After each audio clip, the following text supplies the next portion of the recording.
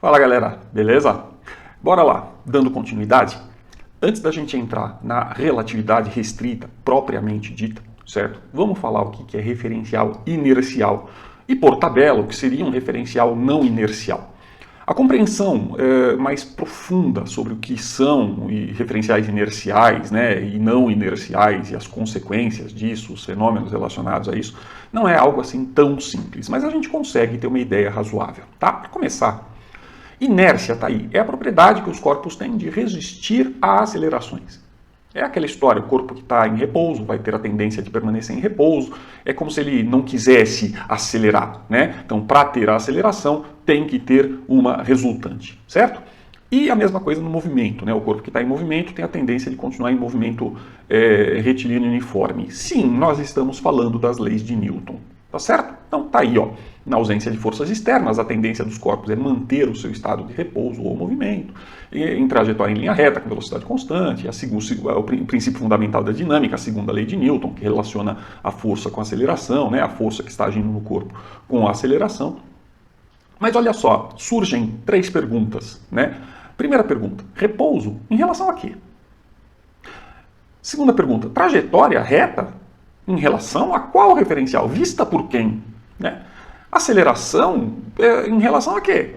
São conceitos relativos, né? Todos são conceitos relativos.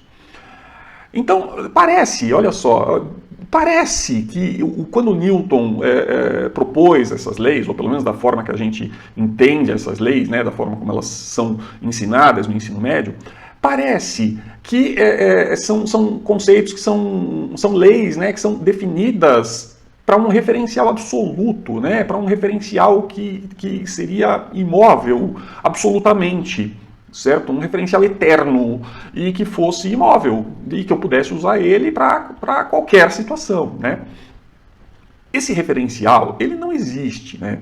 O referencial das estrelas distantes, quer dizer, as estrelas distantes, é uma coisa assim meio até vaga, né? Mas é o que mais se aproxima desse referencial absoluto. Dizemos que as estrelas distantes estão em repouso absoluto para nós, o que não é uma verdade, né? São consideradas em repouso absoluto, mas é uma aproximação. Pode ser uma aproximação muito boa, mas é uma aproximação, tá certo?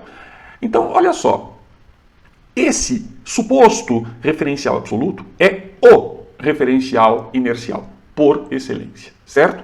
Outros referenciais inerciais teriam que ser referenciais em repouso ou em movimento retilíneo uniforme em relação a esse referencial absoluto. O problema é que esse referencial absoluto, ele não existe, né?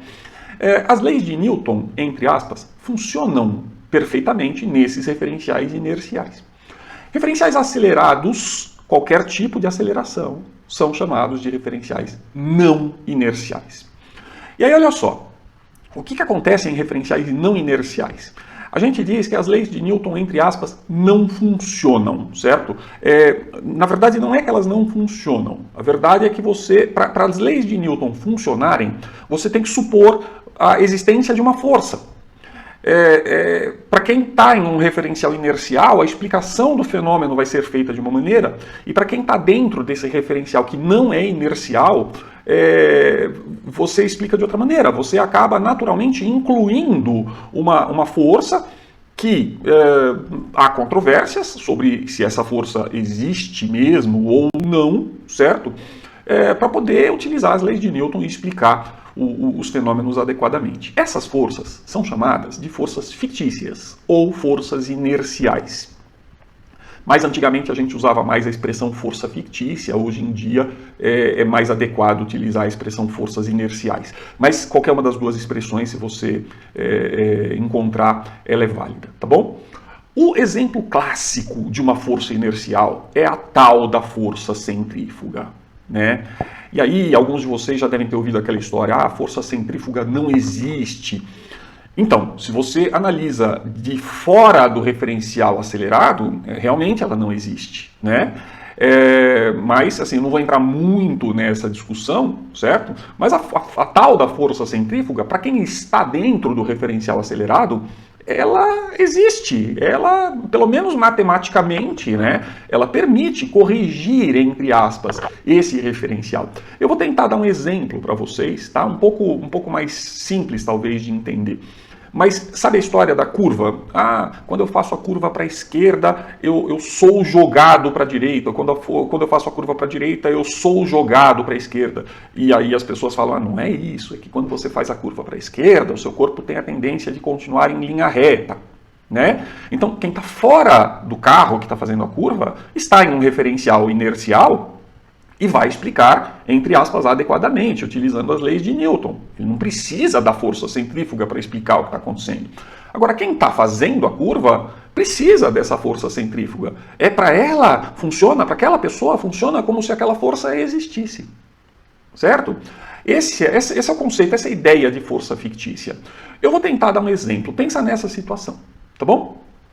Um observador aqui, um observador fora, né, fixo na Terra, um observador dentro de um carro, de um veículo qualquer, uma bolinha, certo? E o veículo, carro, vamos pensar assim, todo mundo parado.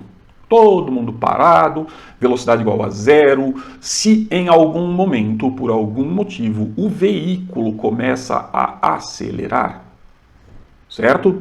O que cada um desses dois observadores vai ver? O observador que está fora, ele vai ver o veículo acelerando e ele vai ver a bolinha ficar parada, né? Ele vai falar, a bolinha tem a tendência de permanecer parada, ela vai ficar parada em relação à Terra, certo? Em relação a esse observador. Então, em relação ao carro que se moveu, ao ônibus que se moveu, ao trem que se moveu, ela vai para trás, certo? Em relação ao carro. É razoável, quem se moveu foi o carro, foi o ônibus, né? Não foi a bolinha. Essa é a explicação de quem está fora. E quem está dentro? Para essa pessoa que está dentro, o que ele vai ver, né? Ele vai ver a bolinha acelerar ao contrário. É como, para ele, funciona como se a bolinha estivesse acelerando ao contrário. Tá certo? Então, para ele, é como se existisse uma força. Essa seria uma força fictícia, né? Tá certo? E se o veículo já estivesse inicialmente em movimento, a ideia é semelhante. Olha, tá todo mundo aqui, está em movimento com uma determinada velocidade constante, né? Carro, bolinha, o observador, todo mundo com a mesma velocidade, certo? Todo mundo com a mesma velocidade, bolinha parada em relação ao carro. Se ele freia, o que vai acontecer? Se ele freia, ele vai então desacelerar, vai sofrer uma aceleração contrária, tá certo? E a bolinha, naturalmente, vai para frente, certo? E aí, o observador de dentro, o que ele vai dizer? A bolinha foi jogada para frente. Para ele é como se existisse uma força atuando. E o observador de fora, o que ele vai falar? Ele vai falar, não, a bolinha está em movimento, ela tem a tendência de continuar em movimento, é assim que a gente aprende na escola, né? Certo? E continuou em linha reta, com velocidade constante, respeitando a lei da inércia, tá certo? Então, essa é a ideia. Por quê? O observador de fora, ele está em um referencial, que eu posso considerar como inercial, um referencial em repouso. O observador de dentro, ele está em um referencial acelerado. Para ele explicar o fenômeno, ele inclui uma força fictícia, tá certo? E aí, assim, para finalizar, né, existem discussões sobre a existência real ou não dessas forças inerciais. O fato é que a gente não vai entrar nesse mérito e não vai discutir isso, tá bom? Mas essas forças, elas ajudam a descrever determinados fenômenos a partir de referenciais acelerados.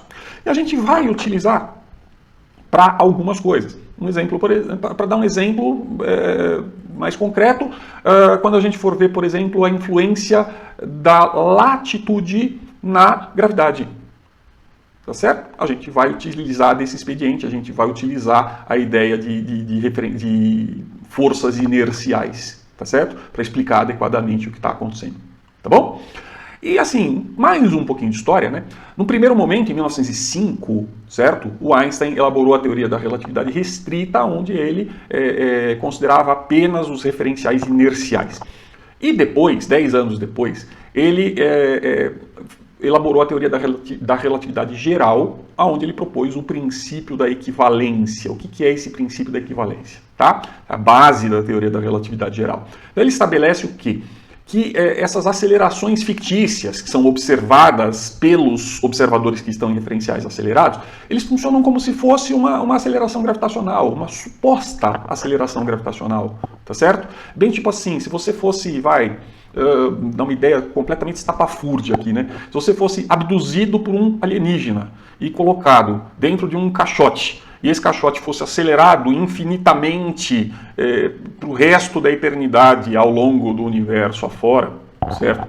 E você acordasse dentro desse caixote, você não ia ter como distinguir se você está em um local acelerado no meio do nada, né, eternamente, ou se você está sujeito a um campo gravitacional. Tá certo? Isso é o princípio da equivalência, tá bom? Então, o Einstein, ele generalizou as leis físicas, por isso que essa para qualquer referencial, inclusive os não inerciais, né? E é por isso que essa teoria dele se chama teoria da relatividade geral, tá bom?